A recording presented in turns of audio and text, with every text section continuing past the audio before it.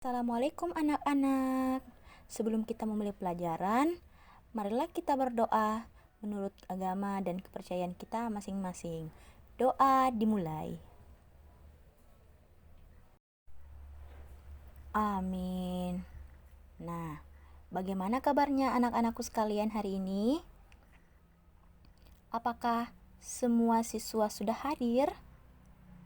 Kalau begitu, silahkan duduk di tempat masing-masing secara rapi dan coba perhatikan di sekitarnya. Apakah sudah bersih dari kotoran supaya kita bisa fokus untuk memulai pelajaran kita hari ini. Nah, anak-anakku sekalian, hari ini kita akan belajar tema 2, udara bersih bagi kesehatan. Subtema 3, memelihara kesehatan organ pernapasan manusia. Dengan kompetensi dasar 3.2, mengklasifikasi informasi yang didapat dari buku ke dalam aspek apa, di mana, kapan, siapa, mengapa, dan bagaimana. Kompetensi dasar 4.2 menyajikan hasil klasifikasi informasi yang didapat dari buku yang dikelompokkan dalam aspek apa, di mana, kapan, siapa, mengapa, dan bagaimana menggunakan kosakata baku. Indikatornya yaitu pertama, menyebutkan informasi terkait dengan pertanyaan apa, siapa, di mana, bagaimana, dan mengapa. Yang kedua yaitu mempresentasikan informasi dari teks bacaan terkait dengan pertanyaan apa, siapa, di mana, bagaimana, dan mengapa. Kemudian, tujuan pembelajaran kita hari ini yaitu pertama, dengan membaca teks, siswa mampu menyebutkan informasi terkait dengan pertanyaan apa, siapa, di mana, bagaimana, dan mengapa dengan benar. Yang kedua yaitu dengan menuliskan dalam bentuk tabel, siswa mampu mempresentasikan informasi dari teks bacaan terkait dengan pertanyaan apa, siapa, di mana, bagaimana, dan mengapa dengan tepat. Anak-anakku sekalian, sebelum kita memasuki pelajaran, silahkan kalian mengamati gambar sekaligus membaca teks pada buku siswa halaman 9. Suatu hari menjelang sore, langit tampak gelap, mendung gelap menggantung di langit. Tiba-tiba, secercah kilat menyambar dan terdengar suara petir menggelegar. Kemudian, hujan turun dan air tercurah deras dari langit. Angin pun berembus sehingga suhu udara menjadi terasa dingin. Jika kamu berada dalam suasana seperti itu, apa yang akan kamu lakukan? Apakah kamu akan tinggal di dalam rumah, memakai baju tebal, dan minum teh hangat? Atau sebaliknya, apakah kamu lebih suka keluar dan bermain hujan-hujanan? Nah, pertanyaannya, menurutmu, apakah bermain hujan-hujanan dapat menyebabkan sakit? Mengapa? Jelaskan jawabanmu. Nah, setelah membaca teks di buku, Ibu akan meminta salah satu di antara kalian untuk naik menjawab pertanyaan yang ada pada teks. Siapa yang berani? Hayo. Saya bu, saya bu, saya bu. Baik, coba Nak Cica untuk naik ke atas untuk menjawab pertanyaan yang ada di buku. Ya, silahkan Nak Cica. Ya, betul sekali Nak Cica.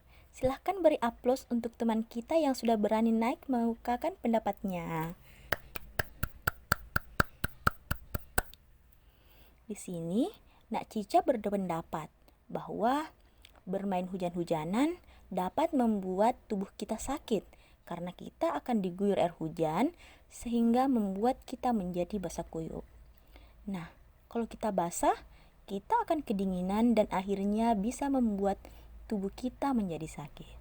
Pendapat yang sangat baik. Baiklah anak-anak, sekarang Coba semuanya buka buku siswa halaman 92. Di situ ada teks bacaan tentang bahaya asap rokok dan cara mengatasinya. Silakan anak-anakku sekalian baca teks tersebut dan pahami isinya. 9 bahaya kabut asap dan cara mengatasinya.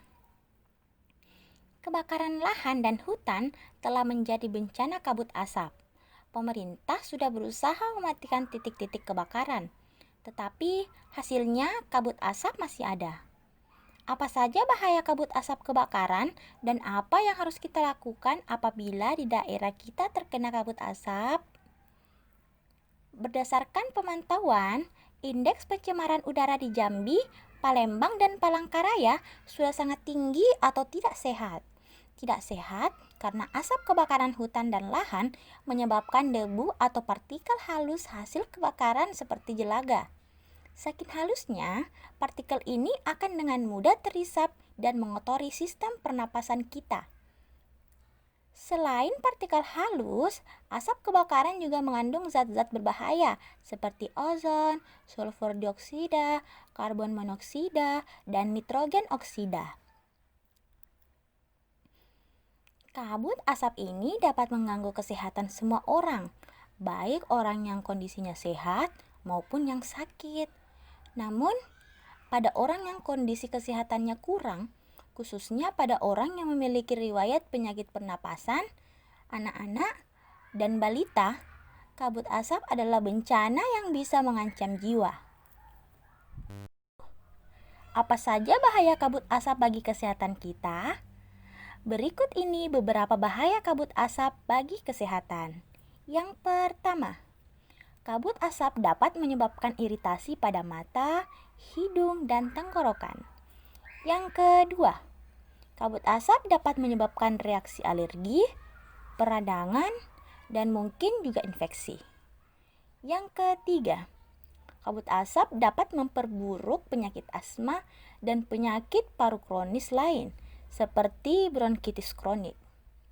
Yang keempat, kabut asap dapat menyebabkan kemampuan kerja paru berkurang dan menyebabkan seseorang mudah lelah dan mengalami kesulitan bernapas. Yang kelima, kabut asap sangat menyebabkan orang lanjut usia dan anak-anak yang memiliki daya tahan tubuh rendah akan lebih mudah mengalami gangguan kesehatan.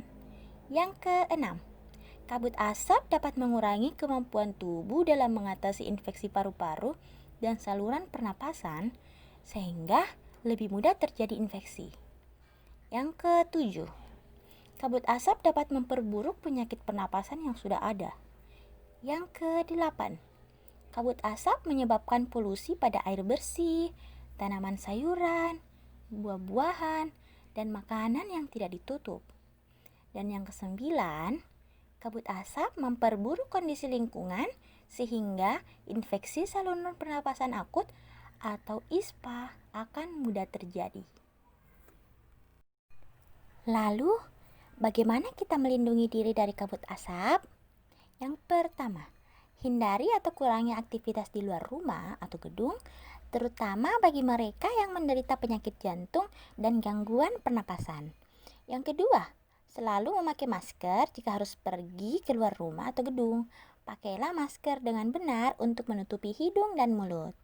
Yang ketiga, minumlah air putih lebih banyak dan lebih sering agar debu atau partikel yang halus menempel pada tenggorokan akan larut dan masuk ke dalam pencernaan sehingga ikut terbuang bersama kotoran. Yang keempat, segeralah berobat ke dokter atau sarana pelayanan kesehatan bila mengalami kesulitan bernapas atau gangguan kesehatan lain. Yang kelima, segera lakukan perilaku hidup sehat atau PHBS seperti makan makanan bergizi, banyak minum, banyak mengonsumsi buah, jangan dekat-dekat orang merokok, dan istirahat yang cukup. Yang keenam, upayakan agar asap dari luar tidak masuk ke dalam rumah atau gedung. Yang ketujuh, tempat penampungan air minum dan makanan harus ditutup dan terlindung dengan baik.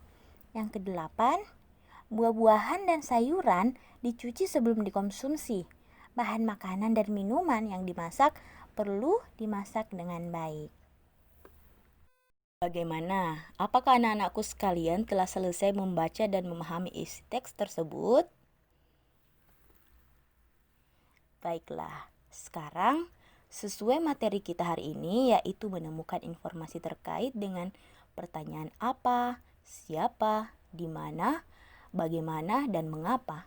Kali ini Ibu akan memberikan tugas yaitu kalian coba membuat pertanyaan berdasarkan teks yang telah kalian baca, tentunya dengan menggunakan unsur kata tanya apa, siapa, di mana, bagaimana, dan mengapa, seperti pada tabel yang ada pada halaman 94. Anak-anakku diminta untuk melengkapi tabel-tabel tersebut dengan beberapa pertanyaan serta jawabannya ya. Sebentar, Ibu akan menunjuk sepasang teman sebangku dari kalian untuk membacakan hasil kerja kalian. Silahkan, tugasnya dikerja di buku tugas, dan jika ada yang ingin ditanyakan, silahkan mengacungkan tangan. Anak-anakku sekalian, apakah tugasnya telah selesai? Baiklah, Ibu coba mau mendengarkan hasil kerja dari Nak Indah dan Nak Mega. Silahkan dibaca hasil kerjanya secara bergantian. Indah membaca beberapa pertanyaannya dan Mega membaca jawaban dari pertanyaan yang telah dibacakan oleh Nak Indah. Contoh hasil kerja sepasang teman sebangku. Indah. Apa akibat dari kabut asap? Mega. Kabut asap dapat berakibat mengganggu kesehatan orang, baik yang kondisinya sehat maupun yang sakit. Indah. Mengapa asap kebakaran sangat berbahaya bagi kesehatan? Mega. Karena asap kebakaran mengandung partikel halus serta zat-zat yang berbahaya bagi kesehatan manusia jika terhirup. Cukup itu saja yang dibacakan, Nak. Pertanyaan dan jawabannya sudah sangat baik. Anak-anakku yang lain juga bisa bertanya jawab di tempat duduknya masing-masing berdasarkan pertanyaan yang telah dibuat. Sekarang, Ibu akan membentuk kelompok. Silahkan kalian berdiskusi tentang cara memelihara organ pernapasan berdasarkan kelompok yang telah Ibu buat. Nah, setelah berdiskusi, anak-anakku pasti sudah mengetahui beberapa cara untuk memelihara organ pernapasan. Coba Nak Rahma maju ke depan kelas untuk membacakan hasil diskusinya untuk mewakili teman kelompoknya. Ya, benar sekali. Silahkan duduk, Nak Rahma. Terima kasih ya. Anak-anakku sekalian, yang dibacakan oleh teman kalian tadi sudahlah benar.